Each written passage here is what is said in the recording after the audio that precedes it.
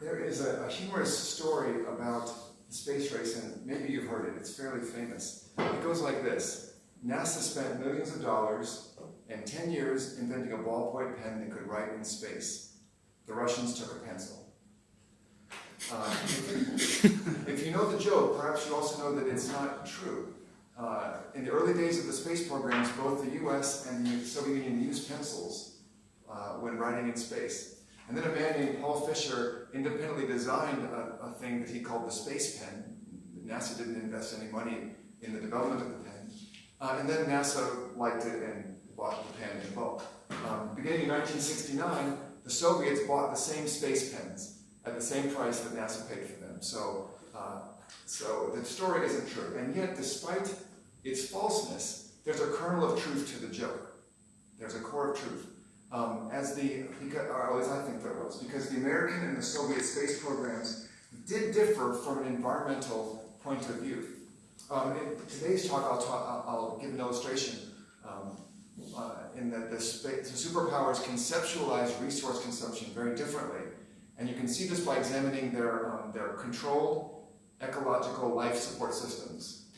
And just for a shorthand, I'll pronounce that cells today for this talk. Both the Soviets and the Americans designed cells to install on their spaceships, imagining that one day they would go very far away from Earth and need to have such systems on board. In the late 20th century, both the United States and the Soviet Union designed cells. These were spaces to be installed in spacecraft or possibly on alien planets. And they would be self-sustaining. Because it's very expensive and sometimes impossible to take large amounts of resources into orbit or beyond, both the United States and the Soviets wanted to create environments that, like the Earth, required the only input required would be sunlight, and everything else would be recycled. They would recycle all other resources, all air, all water, all food. And as both the Soviets and the Americans designed these environments, they created miniature Earths to send into space. And therefore they modeled not only the ideas about how the Earth worked, but how the Earth should be. These self-contained spaces offered the builders a chance to make decisions about how humans would interact with the environment, in this case, artificial environments. However, although the Soviets and the Americans both had the same ends and the same basic concepts, their projects developed very differently. The Soviet efforts began much earlier, and they had a much higher level of success. And I will argue that's because of cultural assumptions about the relationship between humans and nature.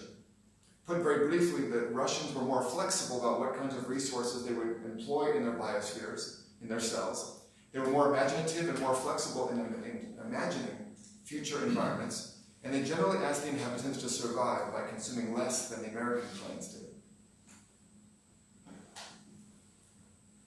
The world's first enclosed environments, the world's first cells, were designed in Russia, and they were developed under the name Project BIOS. And it began in 1959, very soon after the space exploration began. It's not a coincidence, I think, that the first cells were built in Russia. The Russians had a longer tradition of thinking about such topics. They could build upon the ideas of Konstantin Tsiolkovsky, to the right here, who imagined interplanetary travel at the turn of the 20th century, and also upon the ideas of the scientist Vladimir Vernadsky, who invented and popularized the terms biosphere, or living space, and noosphere, mental space, and argued that life and the human mind are both geological forces that shape the Earth, well in advance of the concept of the Anthropocene. Vernadsky's influence in Russian science, and especially environmental science, cannot be exaggerated. And after his death, many Russian scientists carried on his belief that the human mind and life on Earth will be inexplicably bound in the future. Tsiolkovsky's influence was more inspirational, indicative of the Russian cultural tradition, attraction to mysticism and perhaps messianic millenarianism. The first BIOS experiments were made designed in 1959 and held in 1960 and 61 in Moscow, the capital, at the Institute of Aerospace Medicine. But as the project grew, it moved to a more distant location in Krasnoyarsk, Russia. as far from the borders of the Soviet Union as possible.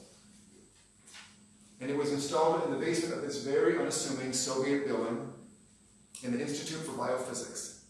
However, it was not, despite its remote location, a top-secret program. The Soviets shared knowledge about the program with the West, and indeed some Western scientists were invited to work at the facility in the 1960s.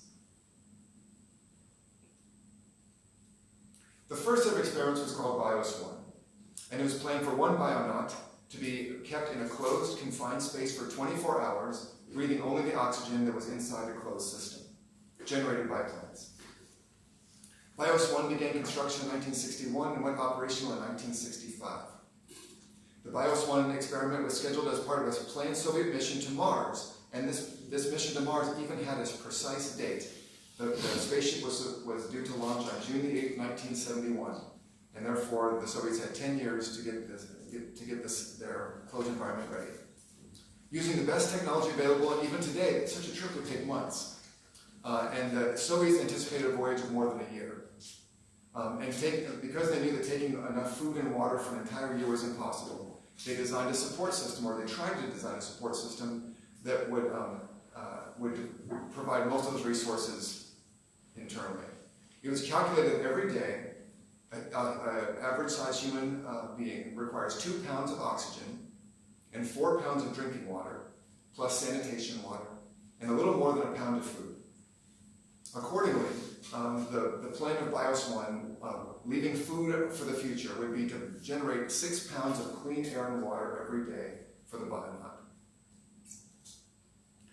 This was a significant problem, but it was solved by finding an algae called chlorella, Chlorella vulgaris, which incidentally has become a famous health food in the time since then, but it wasn't well known at the time. They saw the designers of Bios-1 solved the problem of providing so much clean air and water by building systems around chlorella. Chlorella can convert carbon dioxide to oxygen very efficiently. The first trials only supplied 20% of needed oxygen, but after 3 years of experimentation, the Soviets found or designed a special pan that contained just 17 liters of algae, spread over 8 square meters, that could provide 80% of the oxygen needed by one adult, weighing 70 kilograms.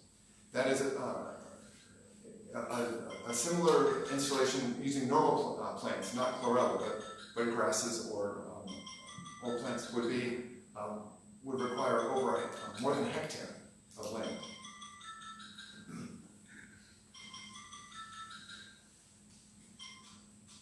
And chlorella also offered the advantage of extreme hardiness. Even if an accident killed all but one cell of the algae would quickly regrow. And in one experiment in Bios-1, 70% of the algae was intentionally destroyed, and it regenerated in 24 hours. So it was very hardy and very useful for such a plant. Bios-1 was a success when the final tests were conducted in 1965, or was judged to be a success. The test subjects were able to remain in the chamber for the designated 24 hours and beyond. They ultimately stayed for days at a time to prove that they could. That said, chlorella, although it's very useful for scrubbing the air, was not a perfect choice for a cell's plant. As a food source, it can provide protein and fat and vitamins, but no carbohydrates. Therefore, a human fed with only chlorella will become ill very quickly. The next step of the experiment sought to add agricultural crops and to close the water cycle. Bios-1 was just about oxygen. In 1968, Soviet experimenters designed boxes to grow food crops called phytotrons, and Bios-2 began. In the phytotrons, wheat and vegetables were grown, and those plants provided 25% of the oxygen needed for human life, while chlorella provided the remaining 75%. By the end of the Bios-2 experiments, the closed system efficiency had reached 99% in air recycling, 85% for water recycling, and about 50% for food and nutrients. With these levels of success, preparations were made for a real trial with human subjects to live in a closed environment for a long period of time, and this was to be called Bios-3. On December 23rd, 1972, 3 bionauts entered the Bios-3 facility and the airlock was closed. For 6 months, the chamber was fully sealed, That is, not even air went in or out of the facility. It was approximately 1,000 square feet in area, 100 square meters, with ceilings 8 feet high, and all surfaces were covered with stainless steel. There were 4 compartments. In addition to the crew area, down here in the corner, there was an algae garden, lower left, and a phytotron dedicated to plant cultivation at the top. The crew consisted of 3 people, an agronomist, an engineer, and a doctor. The crew is designed, like the enclosure, to be self-contained and self-sufficient, that everyone inside the enclosure, any problem inside the enclosure could be solved by one person, at least one person in the enclosure. Unlike previous experimental life support systems, the subjects themselves operated the experiment.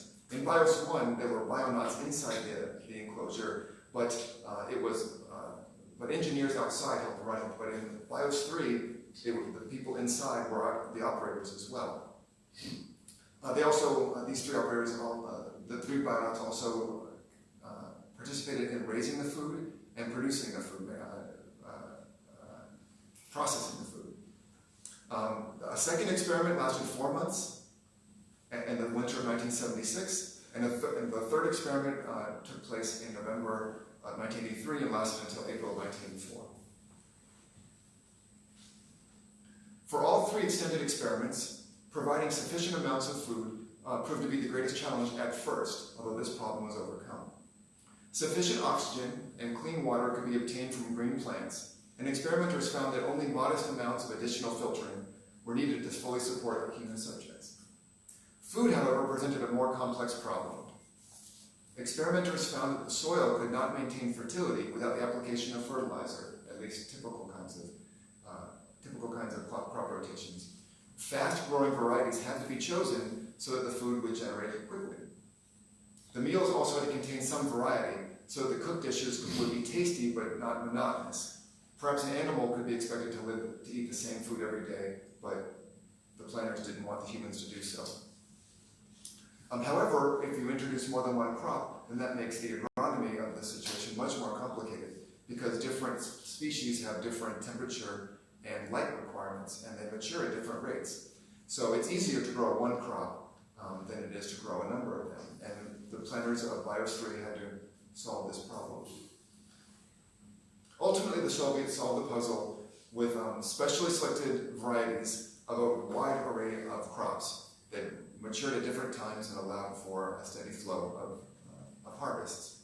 They used wheat and peas and dill and tomatoes and soybeans, lettuce and carrots, radishes, beets, potatoes, cucumbers, cabbage, onions, and a special grass called chufa, which Russians did not eat and still do not consume, but was used for BIOS 3. The planners did allow their rule to be broken in one instance, and that they decided to allow the bionauts to bring in dried meat with them at the beginning of the experiment, not as a necessity, but as a treat and a way to break the routine. It was impossible to provide animals and resources needed to provide meat for eating, so it was vegetarian with the exception of this dried meat that was brought in. Meat supplied only a small percentage of the mass of food consumed by the crew, and most of the area of the laboratory was dedicated to raising food. Once the system was in place, the BIOS 3 crew members were able to eat 4 meals a day, and the menu cycled every 5 days. They had 20 meals that they ate and rotated. The amount of food available varied from day to day, but in general, by the end of the experiment, there was more than enough food for everyone. The subjects actually said they felt challenged to eat all the food that they were scheduled to assign to eat. Indeed, in one of the trials, it proved possible to raise the amount of soil under cultivation and produce more food, but doing so led to a surplus of food and also a production of too much oxygen. So it was possible, at least theoretically, to produce more food than the system could handle. All of the subjects of BIOS 3 maintained their body weight. No one lost weight. No one got sick during the time. Nobody's weight changed more than 830 grams over these 6 months, which is fairly remarkable, considering that most people's weight fluctuates constantly. The experiment was divided into 3 phases of increasing rigor. For the first 2 months, human wastes were removed, but by the end, the installation was almost totally self-contained. The participants produced 100% of the food they needed and recycled 95% of the water. This table shows what they were able to recycle and what they were not. In total, the crew members required 13 kilograms of various nutrients per day, and they were able to obtain all but 600 grams from recycled resources. That is, Biosphere was 100% closed for oxygen and water, and 93% closed for food. What you can tell from the chart there that what they needed was a small amount of chemical additive for processing and processing of water. They needed some water purification and small amounts of cooking salt and hygienic products.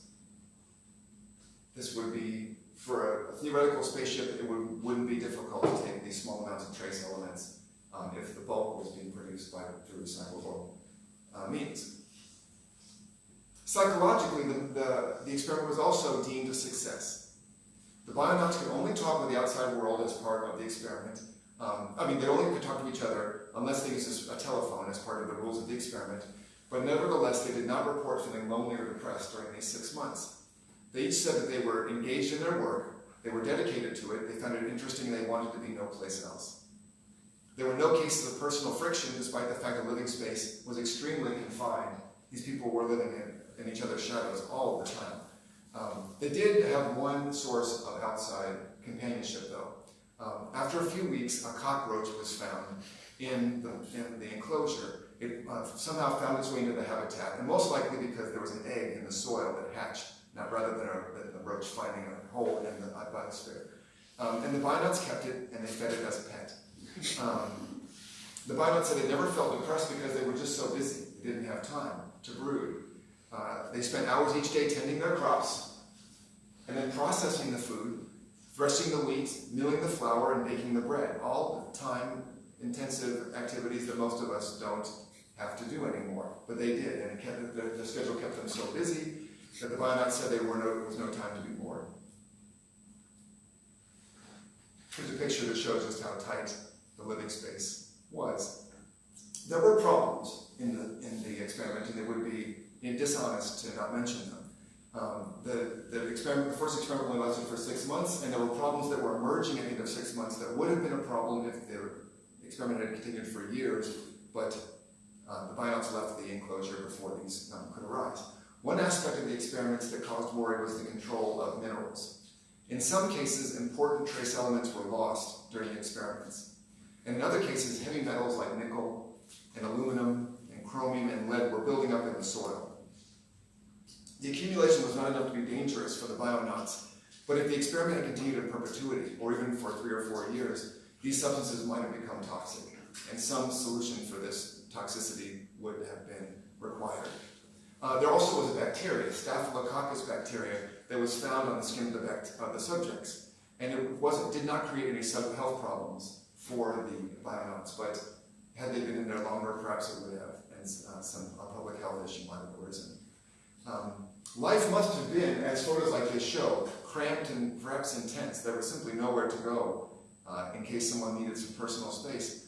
But maybe it's useful to remember that standards of personal space in Soviet culture were different than they are today, or than they are in the West at the time. Russians tend to stand quite close to one another when talking. Probably, I need to tell Americans this, but I don't need to tell you. And perhaps cultural differences like these made scenes like this one less exceptional for a Soviet or Russian observer than they would for an American person seeing the picture.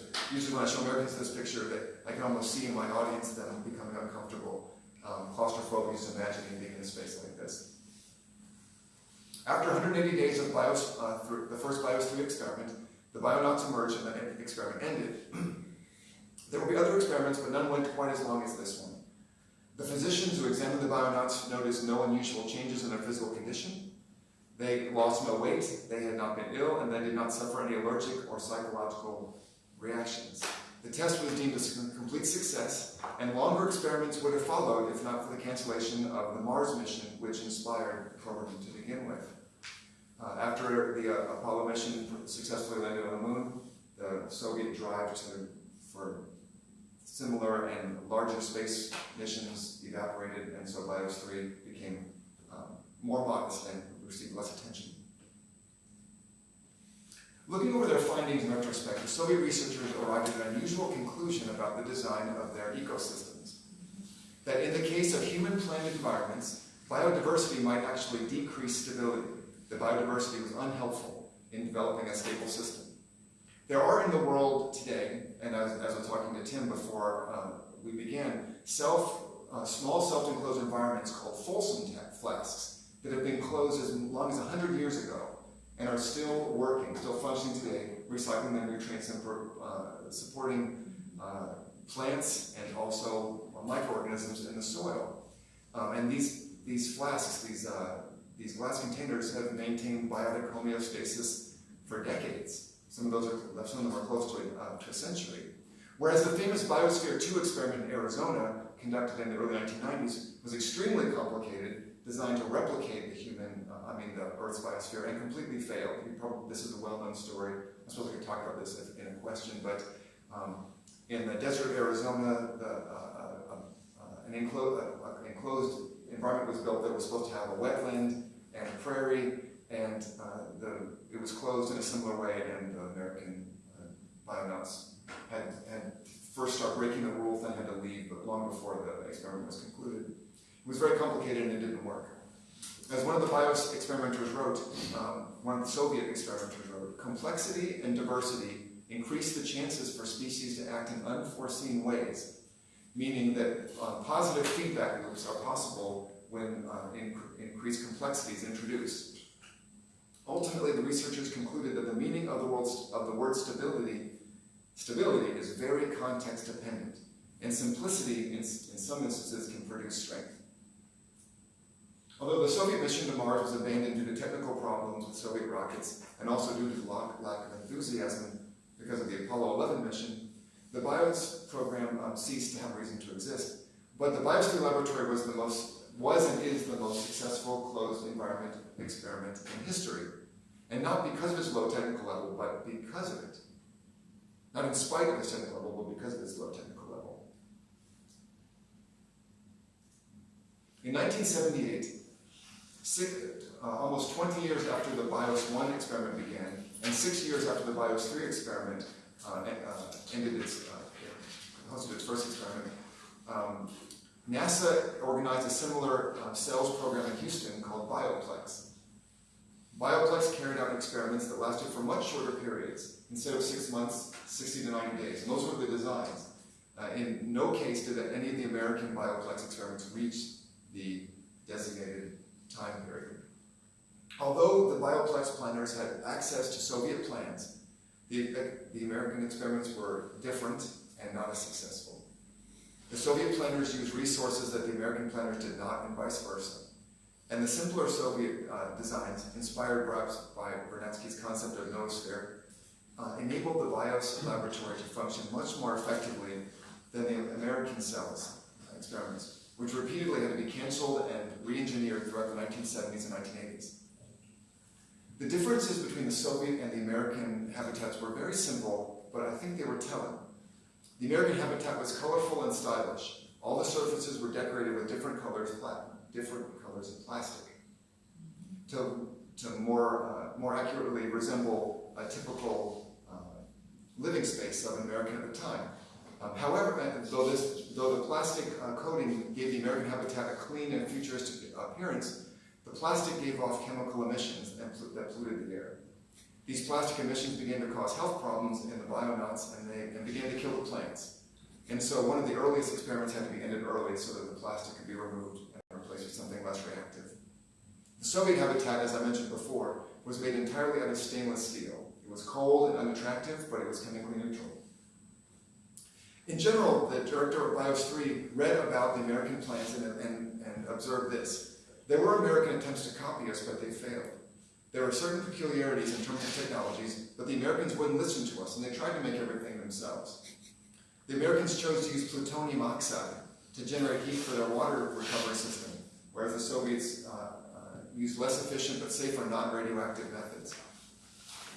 The Soviet planners also seemed to grasp better the living requirements of the plants in the habitat. The Soviet agronomists on the team realized that wheat has different oxygen requirements at different stages in its life cycle.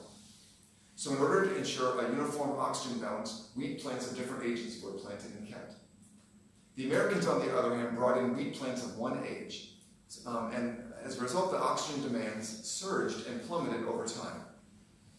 The oxygen demands of the young wheat plants fluctuated so dramatically that there wasn't enough oxygen for the crew in one of the bioplex experiments, and another experiment had to be ended early. This was frustrating for the Soviet observers because they specifically told the Americans that oxygen will fluctuate strongly unless you plan for this, but the Americans disregarded the warning and then had to cancel one of their experiments. The Soviets also showed considerably more ingenuity and flexibility in choosing plants, hypothesizing that future diets might be very different from those that predominate today, at that time, in the mid-20th century. And they might need to change because in the future, life might be entirely different. For instance, although the Soviets chose basic and familiar crops, the ones I mentioned before, wheat and peas and carrots and so forth, they also looked abroad and chose a plant called chufa, or Cyperus esculentus, to provide cooking oil. Here's a picture of chufa. Chufa is a small grass-like plant that generates small tubers that are edible. In Africa, chufa is called the tiger nut. And it's a popular food there. It can be pressed into milk that has a spicy, nutty taste. And it's also roasted and sold as street food in some large cities of Africa, not unlike boiled peanuts in some other places. Though, that said, Russians never ate chufa and still do not eat chufa to this day, or tiger nuts. But they decided to use it because it provides not only a rich source of protein and fats, but also because it's very easy to cultivate and it grows rapidly, even aggressively, without any fertilizer or pesticide. As they put it, when they were planning their biosphere, the Soviets explicitly questioned whether traditional human sources of food are irreplaceable, and imagined that in the future people might eat entirely different foods than they do in the Earth setting. They imagined a future environment in which crops with extremely short generation would evolve under human management to create entirely new species, and not only different from those that exist on the Earth today, but very different from those that are eaten today. In contrast, in the U.S., in the United U.S. cells, crops were limited to only familiar cultivars. Incidentally, chufa in the United States, it's not called tiger nut or chufa, it's called yellow nutsedge. It grows there, it grows wild there. And in the United States, it's considered a pest because of its tendency to invade sweet potato fields. There's a picture of chufa, the shoots from a chufa plant penetrating the skin of a sweet potato.